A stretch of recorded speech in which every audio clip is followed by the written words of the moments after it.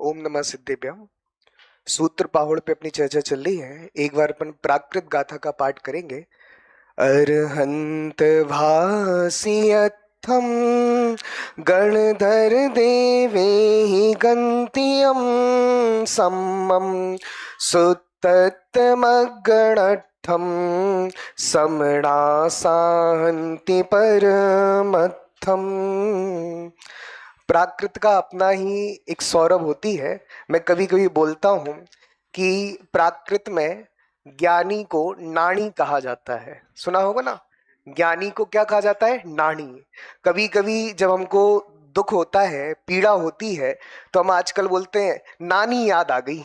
आचार्यों ने कहा था नानी, नानी मतलब कौन? ज्ञानी याद आना चाहिए। प्राकृत मतलब है प्रकृति की भाषा। छोटा बच्चा बोलता है ना, तो बाजार नहीं बोलता, बज्जी बोलता है। बज्जी का मतलब प्राकृत बोल रहा है। लेकिन हमारे सहयोग में आता है, फिर वो जन भाषा सीख जाता है। चलिए हम अपने विषय को प्रारंभ करते हैं। विषय है स्वच्छंदता को रोकने में यह जिन सूत्र की क्या उपयोगिता है। घड़ी में 5 बजने को है, लेकिन कुछ लोगों के चेहरे पे 12 बजे हुए हैं, तो इसलिए 5 ही बजाएं तो उचित रहेगा। देखिए, यह अष्टपाहुड़ ग्रंथ श्रमणों की आचार संहिता है। ये अष्टपाहुड़ ग्रंथ श्रमणों का संविधान है। और जो शीतलाचारी हैं उनके लिए अष्टपाहुड़ नहीं, कष्टपाहुड़ है। समझ में आया? न्याय में एक शास्त्र प्रसिद्ध है जिसका नाम है आचार्य देव ने अष्ट सहस्त्री। वो बहुत कठिन है पढ़ने में, तो प्राय लोग बोलते हैं वो तो कष्ट सती है।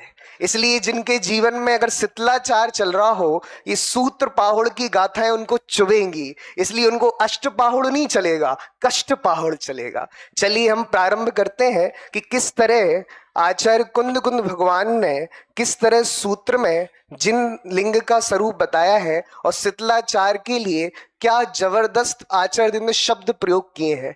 अभी 1.5 घंटे से आपको आचार्य कुंद कुंद का नया परिचय हो रहा होगा। समय सार में तो वो लिखते हैं अहम एक को खलु शुद्धो, और यहाँ लिख रहे हैं तुम लंगड़े होगे, लूले होगे, निगोज जाओगे। क्या कह रहे हैं? ये आचार्य कुंद कुंद का परिचय तो हमें था ही नहीं, वो तो हमें भगवान आत्मा बताते थे, और ये लंगड़े और लूले होने की बात कर रहे हैं। हाँ, आचार्य कुंद कुंद आज ये अष्टपाहुड़ के कुंद कुंद आचार अलग है और समय सार के कुंद कुंद आचार अलग है। ये कुंद कुंद आचार का नया रूप है। एक वो प्रशासक की भूमिका में यहाँ नजर आते हैं। चलिए 7वीं गाथा में आचार्य कुंद कुंद बहुत सुंदर बात लिखते हैं। देखिए गाथा पढ़ते हैं। सुत्थत पे विणठो मिच्छा डिट्टी हूँ सोमुणे अव्वो खेणे वीणा का यव्वम पाणिपत्तम सचेलस्य। जिसके सूत्र का अर्थ और पद विनष्ट है वह प्रगट मिथ्या दृष्टि है। सूत्र का अर्थ क्या है कि नग्नता ही मोक्ष मार्ग है, और जो नग्न वेश को धारण नहीं करते, चेल अतार्त वस्त्र से सहित हैं, आचार्य देव कहते हैं कि वो खेल में भी क्या कह रहे हैं? खेड़े भी, खेल में भी पानी पात्र में हार ना करें, क्योंकि जिन सूत्र का अध्येता होना चाहिए, श्रमण को जिन सूत्र का ज्ञाता होना चाहिए। अष्टपाहुड़ ग्रंथ के अलावा आप प्रवचन सार ग्रंथ में जाओगे तो आचार्य कुंद कुंद कहते हैं आगम चक्कू साऊ, साधुओं के नेत्र तो आगम होते हैं। वो एक जगह और लिखते हैं वहीं आगम चेष्टा तदो जेठा, आगम में चेष्टा ही श्रेष्ठ है। तो साधुओं को काम क्या है? आगम की मर्यादा के अनुसार चलना चाहिए। और एक बहुत सुंदर बात यहां से निकल के आती है, जो चेल पहनता है, वस्त्रधारी होता है, वो चेला तो बन सकता है पर गुरु नहीं बन सकता। गुरु बनने के लिए तो चेल अतार्थ वस्त्र को उतारना पड़ेगा। जिन शासन में वस्त्रधारी चेला हो सकता है पर गुरु नहीं है, तो हम सबको यदि गुरु बनना है तो क्या होना पड़ेगा? वस्त्र को उतारना पड़ेगा, अंतरंग और बहिरंग नग्नता को अपनाना पड़ेगा। यही कुंद कुंद आचार नहीं रुके।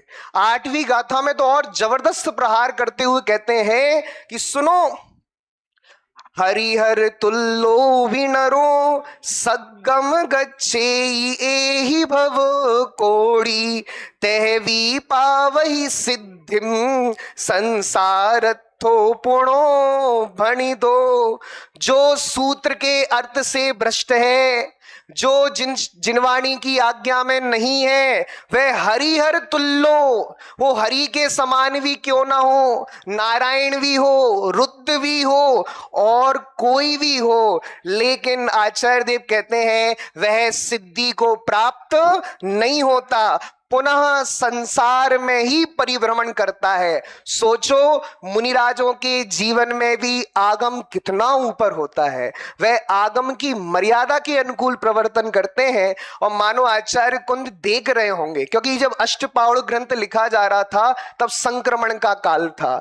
ये जैन परंपरा दो भागों में विभक्त हो चुकी थी, एक दिगंबर और एक श्वेतांबर। जब दिगंबर मुनिराज श्वेतांबर मुनिराज को देखते थे, अरे ये तो वस्त्रधारी हैं, फिर भी लोग उनकी वैसी ही पूजा कर रहे हैं, तो उनको अंदर में लगता था कि कहीं ये अपने दिगंबर मुनिराज भी वस्त्र को धारण ना कर लें। तो आचार्य कुंद को यह लेखनी चलानी पड़ी और लिखना पड़ा कि अगर तुम जिन आज्ञा को पालन नहीं करते, कितने भी बड़े हो जाओ, तो भी संसार में ही परिभ्रमण करोगे, सिद्धि की प्राप्ति।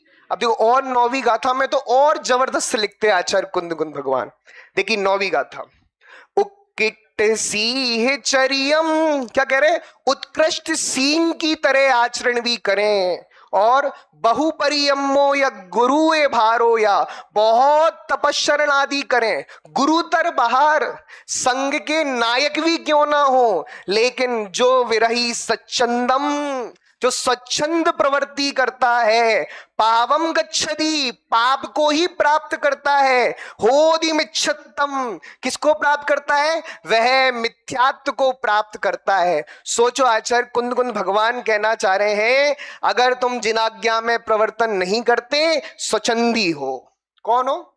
स्वच्छंदी। स्वच्छंदी शब्द का अर्थ आप जानते हैं? स्वय मतलब अपनी, छंद मतलब इच्छा, अपनी इच्छा अनुसार प्रवर्तन करना, स्वेच्छाचार रूप प्रवर्तन करना, ये स्वच्छंदीपना है। और आचार्य कुंद को ये बर्दाश्त नहीं है।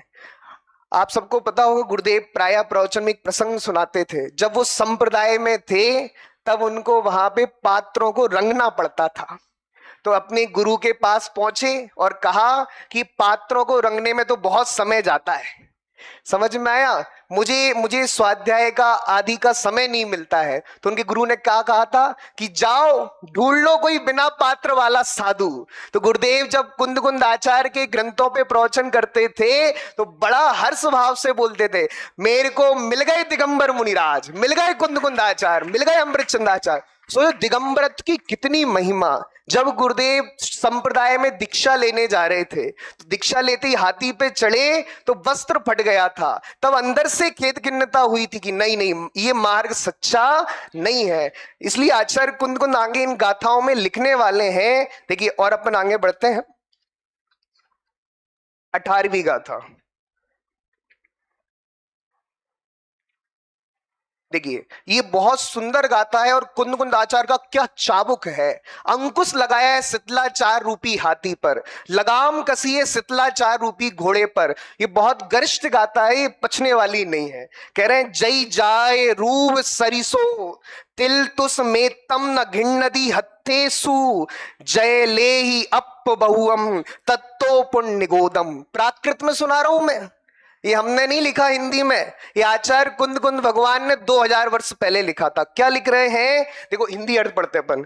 मुनि यथा जात रूप है, जैसे जन्मता बालक नग्न रूप होता है, वैसे ही नग्न रूप दिगंबर मुद्रा का धारक है।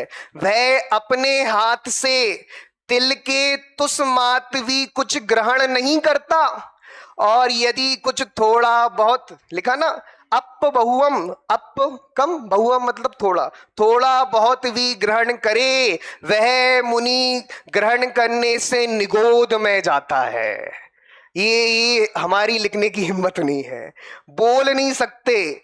बोला समझ में आया? कुंद आचार्य का चाबुक है शीतलाचार रूपी हाथी पर एक विचारणीय बात है। अध्यक्ष महोदय से निवेदन है, मेरे एक प्रश्न का उत्तर है क्या जो थोड़ा बहुत परिग्रह ग्रहण करेगा क्या वो अगले भव में डायरेक्ट निगोज जा सकता है क्या?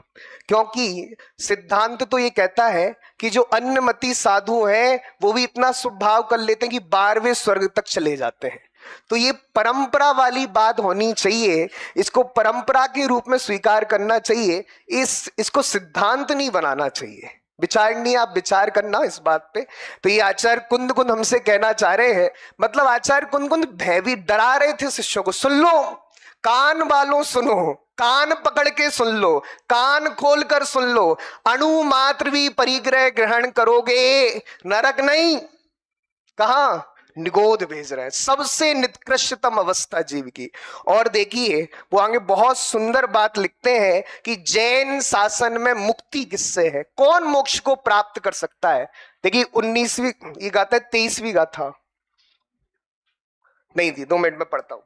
नवि सिज्जदि बत्थ धरो जिन शासने जैवी होई तिथयरो, नग्गो विमोख मग्गो शेषा उन्मग गया सब्बे।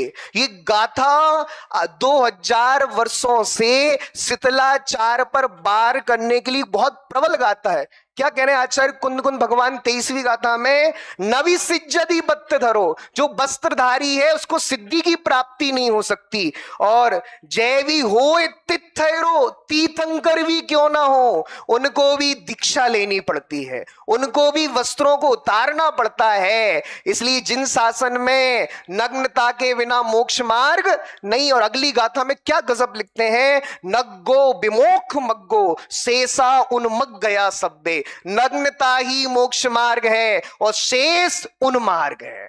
सन्मार्ग तो नग्नता ही है।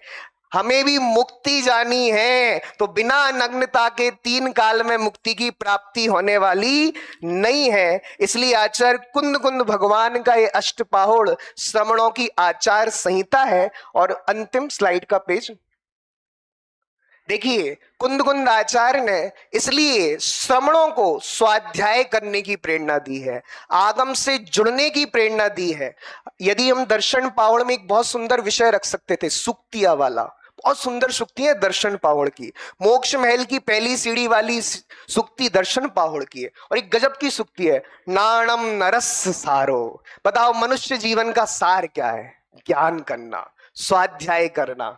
आप जाइए प्रवचन सार की 86 नंबर की गाथा, तम्मा सत्तम समधि दब्बम, तस्मात इसलिए दर्शन मोह के नाश के लिए क्या करना चाहिए? स्वाध्याय करना चाहिए। और साधुओं को चारित्र मोह का नाश करने के लिए स्वाध्याय करना चाहिए। प्रवचन सार 232 नंबर की गाथा, आगम चेष्टा ततो जेठा, आगम में चेष्टा ही श्रेष्ठ है। आप 86 नंबर की गाथा प्रवचन सार की टीका पढ़ोगे ना, बहुत सुंदर शब्द प्रयोग किया टीका में अमृतचंद भगवान ने।